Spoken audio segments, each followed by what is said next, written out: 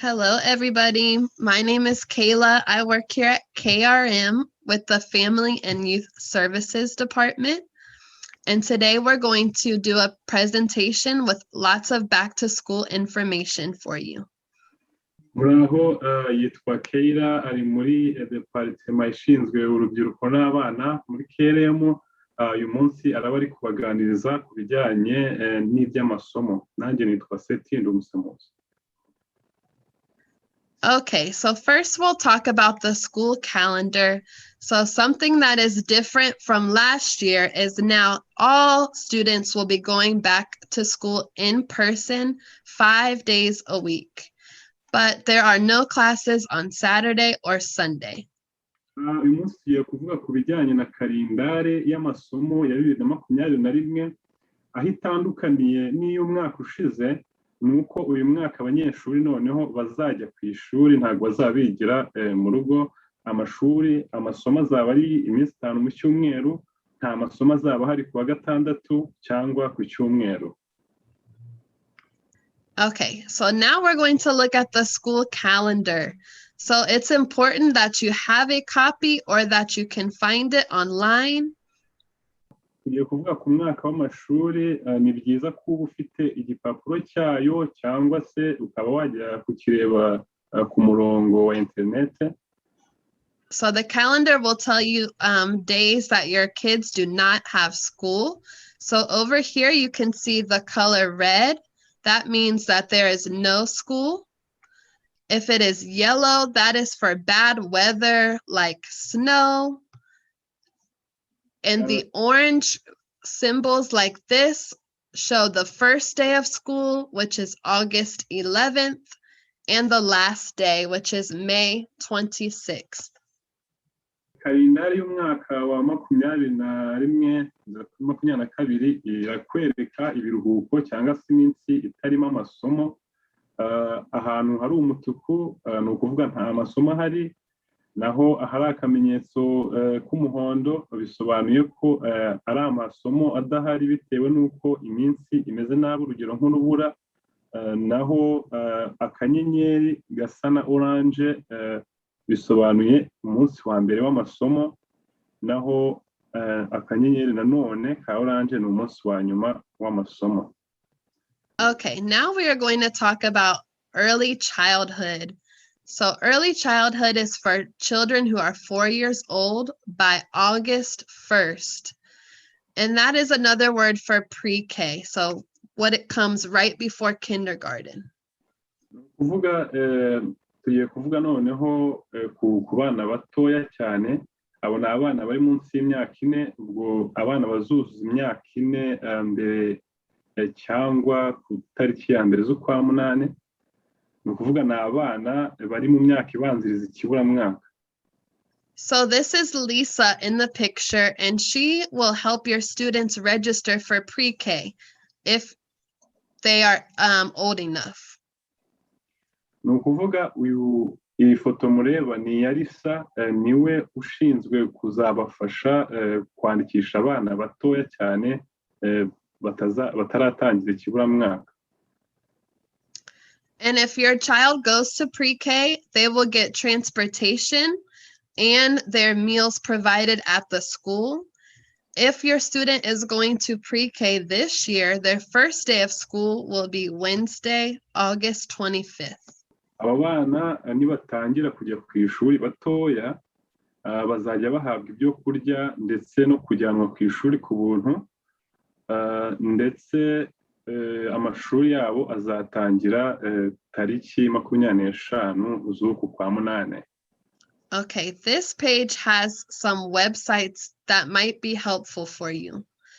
The first website at the top is for JCPS, which is all of the schools here in Louisville. Ni ukuvuga hano hari imbuga zagufasha kuri byinshi. Urubuga rwa mbere ni urwa JCPS, ni rwo rw'amasomo ya hano muri Kentucky. And the next website is a Facebook link for JCPS. So here they may be posting important updates, like if school closes or other important announcements. iya kabiri ni umurongo wa Facebook wakoresha ujya kuri JPS, niho bashira amatangazo yose nk'igihe batakoze, nk'igihe abana batari bujye ku ishuri, aho niho wabibonera. Another way that you can get information from the school is to use your cell phone and text the letter Y to 67587. And then you will get all of those messages and updates to your phone. Ubundi buryo wamenya amakuru ajyanye n'ikigo ni uko wakohereza ijambo ya ku nimero 67587 maze ukajya ubona ubutumwa bwose bujyanye n'amasomo. Also, when you do sign up to get these messages, please know that they will be in English. Ni ukuvuga ngo nuba wemeye kujya wakira bene ubutumwa bugufi, ni ukumenya yuko buzaba buri mu Cyongereza. And also, when you do get messages from the school, a lot of times they will notify you if schools are closed due to bad weather. So in the winter, when it starts to get snowy or icy, they may close the school. And this is one way they will let you know if school closes. Niba waratangiye kujya wakira buno butumwa bwabo, ni ukuvuga ngo bazanakumenyesha igihe hazaba hari nk'iminsi mibi, urugero nk'urubura cyangwa se hari iminsi y'imiyaga, bazakumenyesha niba amasomo adahari. Now we will talk about the dress code for schools. So some schools will have a uniform similar to what the girl is wearing here in this picture, but other schools do not have a uniform. Noneho reka tuvuge ku bijyanye na uniforme cyangwa impuzankano. Bimwe mu bigo bigira uniforme zijya gusa n'iyo umwana yambaye hano kuri iyi foto, ariko ibindi ntago bigira. If your child does not have a uniform policy at their school, they can wear any clothes that are appropriate. Ni ukuvuga niba abana badafite uniforme ku kigo bazigaho, bisobanuye ko bemerewe kwambara imyenda iyo ari yo yose ariko iboneye. And we ask that you make sure your child wears closed-toed shoes to school, not sandals or flip-flops. Ni ukuvuga ni ukubamenyesha yuko abana bagomba kwambara inkweto zifunze, bityo ntago bakwambara sandale cyangwa se kamambiri. And if you are not sure about if your child goes to a school with a uniform policy, just ask one of us at KRM and we can help you. Ariko niba umwana wawe yiga ku kigo gisaba uniforme, ubwo urabimenyesha umwe mu bakozi bakora ku mushinga wa KRM akabigufashamo. Okay, this slide talks about the Clothing Assistance Program. So if you would like to request clothing or uniforms for your student, you can do that 2 times a year, one time in the spring and one time in the fall. Ni ukuvuga iyi ni porogaramu ishinzwe gufasha abantu kubona imyambaro, ishobora kuba ari uniforme cyangwa indi myambaro iyo ari yo yose. Uba wemerewe kuba wafashwa muri iyo myambaro kabiri mu mwaka. Ni ukuvuga ubwa mbere ni mu gihe cy'intangiriro z'umwaka nko mu kwa gatatu, kwa mbere kugeza mu kwa gatatu. Ubwa kabiri ni nko mu itumba, nko mu kwa munani kugeza mu kwa 12. And after we submit that request, they will give you a set of school uniforms or clothes, underwear and socks, and a bag of gently used clothing for each family.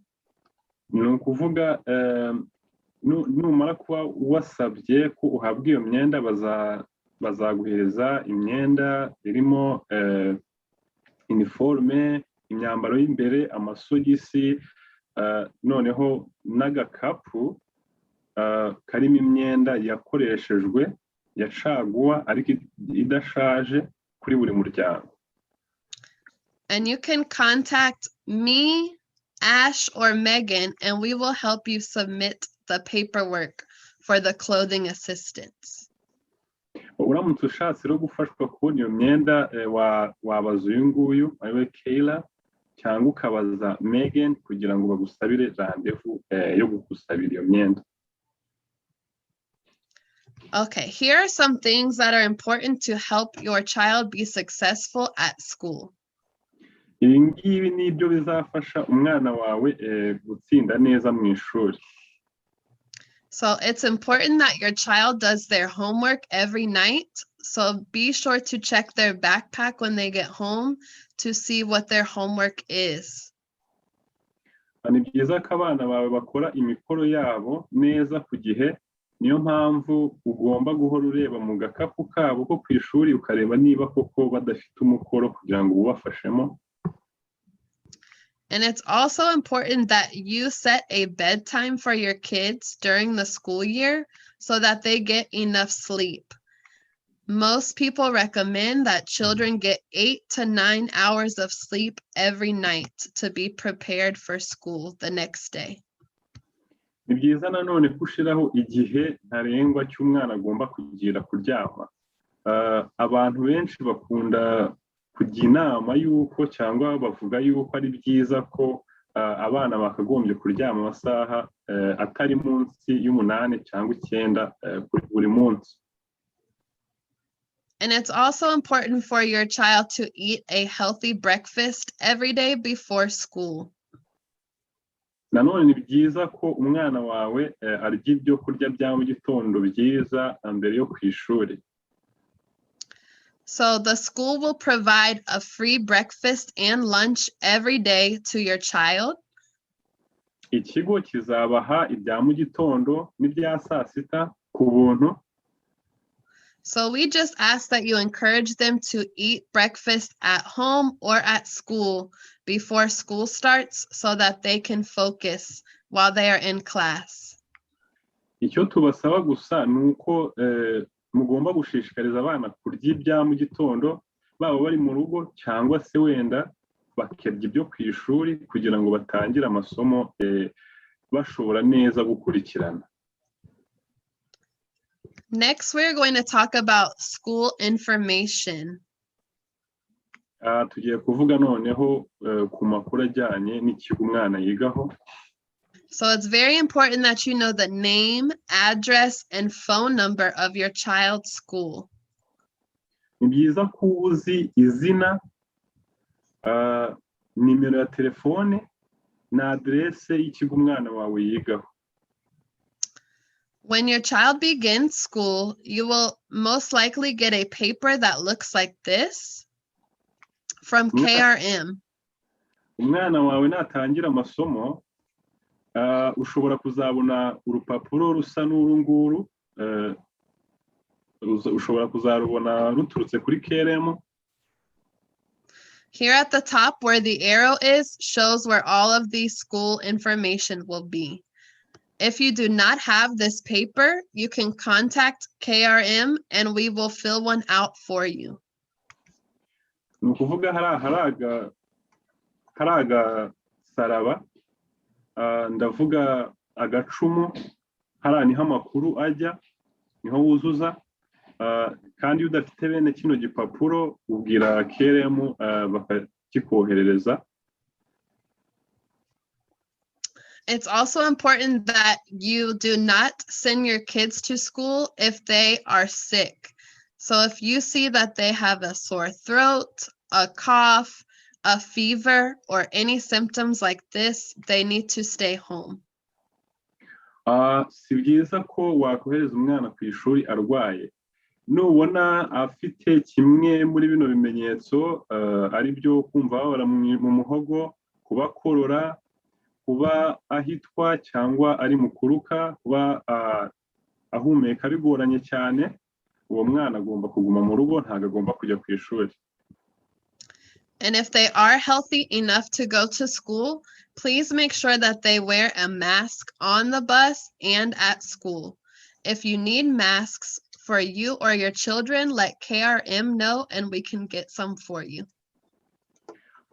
Niba ubona umwana nta kibazo afite ashobora kujya ku ishuri, ni byiza ko umenya ko agomba kugenda yambaye masike, yaba muri bisi cyangwa ku ishuri. Niba nta masike ufite cyangwa agapfukamunwa, umenyeshe KRM bakagushakira. Now we will talk about the school bus. Nuko tuvuge kuri bisi ibajyana ku ishuri.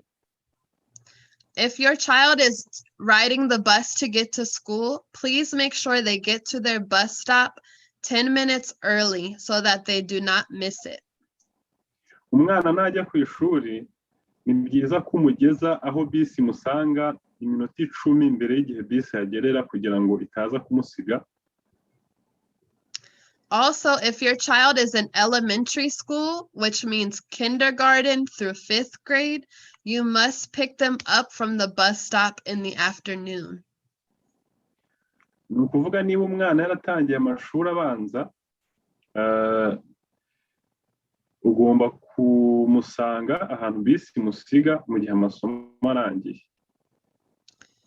And when your child is on the bus, please remind them that they should be sitting down and keeping their hands to themselves. Do not get up while the bus is moving. Abana ni ukubibutsa ko mu gihe bari muri bisi y'ishuri bagomba kugomeza bakicara, ntibajarajare, kandi intoki zabo zikagumana nabo ntibakorakore. If you received this paper that we mentioned earlier, the bus information is here where the arrow is pointing. Niba warakiriye igipapuro kimeze nka kino twavuzeho mbere, amakuru ajyanye ni bisi izajya itora umwana ari hariya hari akarongo k'umuhondo. And we will also be providing another video that shows you how to find your child's bus by using your address and their school. Tuzongera dukora indi video izajya ikubwira ukuntu uzajya ubona bisi y'umwana cyangwa bisi izajyana umwana wawe ukoresheje adresse y'aho utuye ndetse na adresse y'ikigo cy'umwana yigaho. So good behavior in the classroom. Imico myiza mu ishuri. It's important when your student is at school that they have good behavior. They are sitting at their desk, listening to their teacher, raising their hand if they have a question or need to leave, not getting up without permission. Abana imico myiza mu ishuri bagomba kugira ni ikurikira: bagomba kwicara bacecetse badasakuza mu ishuri, bagomba kumanika ikiganza cyangwa urutoki mu gihe bashaka kubaza ikibazo cyangwa bashaka gusubiza mwarimu, bagomba kwitabira amasomo nk'abandi bana. Okay, this is very important, talking about medical documentation that you need to provide the school. Ibi bintu byo ni ingenzi cyane, kuvuga ku bijyanye n'impapuro zo kwa muganga ugomba guhereza ikigo umwana yigaho. So if your student is in Head Start, preschool, or pre-K, or elementary, they need to have all of these things completed for school: an eye exam, a health screening, immunization certificates, and if they are 3 to 6 years old, they also need a dental form. Ni ukuvuga abana bari mu kiburamwaka, cyaba icy'abana cyangwa ikiburamwaka cy'abakuru cyangwa muri primaire, bakeneye gutanga ibipapuro biriho ibizamini bakorewe by'amaso, cyangwa se ibizamini by'ubuzima bakorewe, ibijyanye na vagisi bahawe. Niba bari hagati y'imyaka 3 kugeza ku 6, bagomba gutanga n'ibizamini by'amenyo bakorewe. And if your student is in middle or high school, which is grade 6 all the way to grade 12, they will need to have a health screening or what we call a physical and their immunization certificates. ni ukuvuga abana niba baba bageze mu mashuri yisumbuye ni ukuvuga hagati y'umwaka wa gatandatu n'uwa 12 bagomba kugira ikizamini kibyerekeranye n'umubiri n'ubushobozi bw'umubiri hanyuma na cya kizamini cya vaccine cyangwa se vaccine. And when your child does go to the doctor during school hours, they will need a doctor's note to turn back into their school. Umwana najya kwa muganga mu masaha y'ishuri azakenera urwandiko rwanditswe na dogiteri kugira ngo yemererwe kugaruka mu masomo. So while you are at the doctor, please ask them for this note, and you can send that note to school with your child, or you can bring it to one of us at KRM and we can help get it to the school. Rero niba uri kwa muganga ibuka gusaba abaganga bene ako kandiko kamenyesha ko umwana yarari kwa muganga, ushobora kukijyanira ku kigo cy'amashuri cyangwa niba udashoboye ukakatuzanira kuri KRM tukagufasha kukohereza ku kigo cy'umwana. Okay, so it is likely that the school your child goes to will give them a take-home folder or a planner to take back and forth every day to school. Birashoboka yuko ikigo umwana yigaho azahabwa agaklasere cyangwa akadosiye kaba karimo impapuro azajya akazana ku ishuri akanagatahana. So it's important that you check their backpack every night because that is where their assignments and homework or other important information will be. Ni byiza ko rero muzajya musuzuma buri joro mukareba mu gakapu k'umwana ajyana ku ishuri kuko niho hazaba hari imikoro cyangwa ibindi byose basabwa gukora bizaba bibitse. Now we are going to talk about bullying.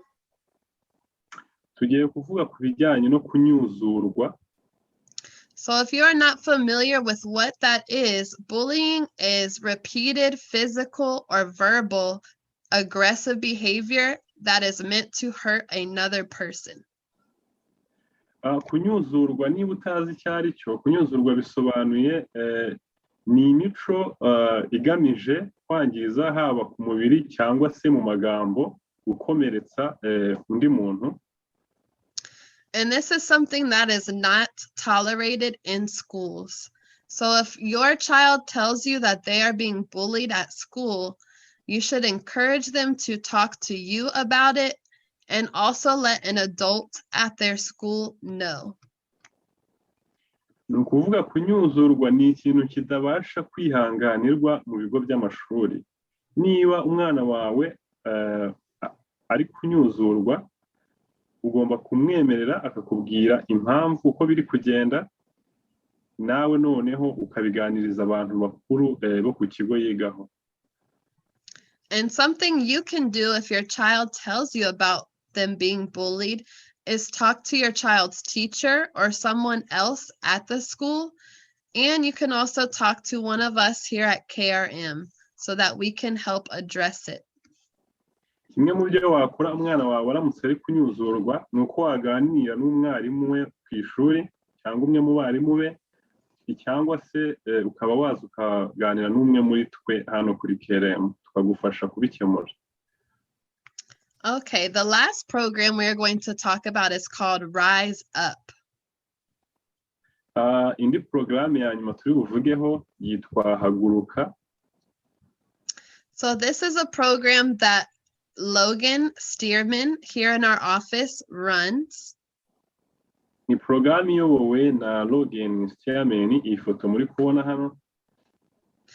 And the program is for students who are 16 to 21 years old. Akaba ari porogaramu cyangwa gahunda y'abantu bari hagati y'imyaka 18 kugeza kuri 21. And what the program does is helps these students with college and career readiness. Iyi porogaramu ikaba ishinzwe gufasha abana kuba batangira amasomo ya kaminuza cyangwa kwitegurira gutangira imirimo y'ubunyamwuga. So Logan will help them with their college applications. They may take college visits to go see the campus. She may host workshops about colleges, and she also helps with a mentor program. Azabafasha mu bijyanye no kuzuza ubusabe cyangwa application zo gutangira ishuri rya kaminuza. Ashobora kubafasha kujya gusura izo kaminuza kugira ngo barebe aho ziri uko zimeze. Azajya agira n'amahugurwa yo kubahugurira ibintu by'ukuntu zikora, ndetse afite n'ubujyanama cyangwa se ajya akora n'ubujyanama bitewe n'ikibazo waba ufite ku bijyanye na kaminuza. Okay, so the last thing we want to do is show you all of the family and youth services team here at KRM. Ni ukuvuga icya nyuma ni ukubereka abagize itsinda rishinzwe urubyiruko ndetse n'umuryango hano kuri KRM. So all of us are here to help you with anything school related for your child. Abantu bose uri kubona hano icyo bashinzwe ni ukugufasha na buri kimwe cyose kijyanye n'amasomo kuri KRM. So the staff that we have are Lisa, Megan, myself, Kayla, Ash, Ali, Jenny, Logan, and Adrian. Abo bantu mubona ni abanyine ni Lisa, Megan, Kayla, Ash, Jenny, Logan, Adrian. And on the last screen, you will see the phone number for our office. So if you have any questions or need any help, please feel free to call us and we will be able to assist you. And we hope that everybody has a great school year. Iyi nimero mubona rero niyo tubafashirizaho niba hari ikibazo icyo ari cyo cyose ufite, ihangane uhamagare iyi nimero ubaze icyo ari cyo cyose bazagusubiza ndetse bagufashe kandi muzagire umwaka mwiza w'amashuri.